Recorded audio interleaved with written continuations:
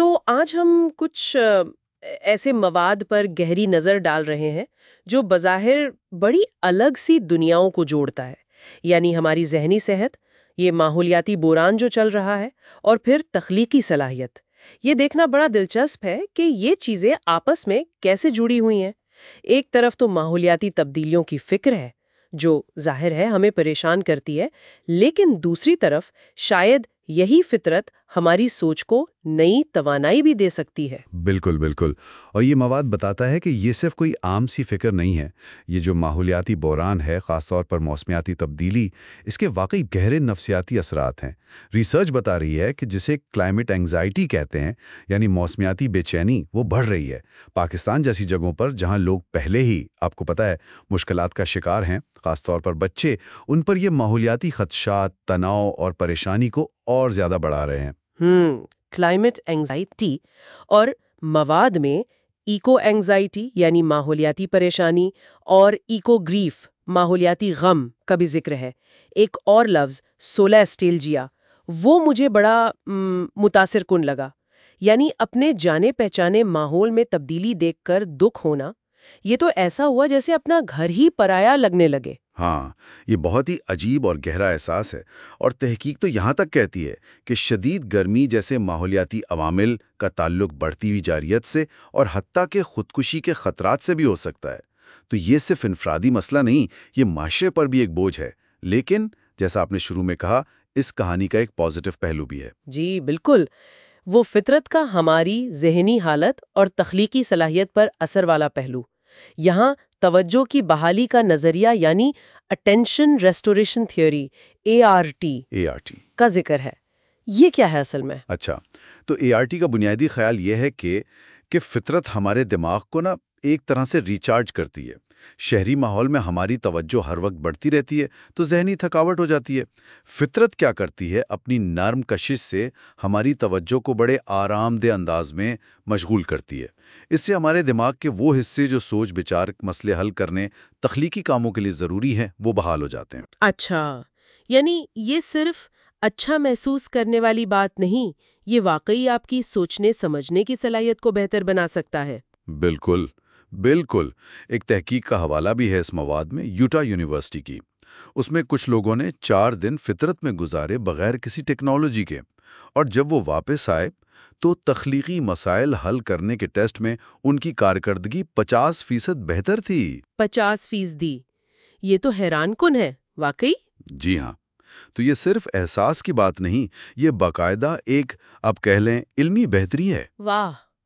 اور اسی سے جڑا ہوا پھر یہ ایکو آرٹ تھیراپی کا تصور ہے۔ کیا یہ اسی نظریے کو عملی طور پر استعمال کرنے کا ایک طریقہ ہے؟ ایک طرح سے ہاں، بالکل۔ ایکو آرٹ تھیراپی جو ہے وہ فطرت اور تخلیقی عمل دونوں کو ملاتی ہے۔ مقصد ذہنی صحت کو بہتر بنانا ہے۔ اس میں لوگ قدرتی ماحول میں ہوتے ہیں، قدرتی چیزیں استعمال کرتے ہیں جیسے پتے، ٹہنیاں، مٹی، اور ان سے آرٹ بناتے ہیں۔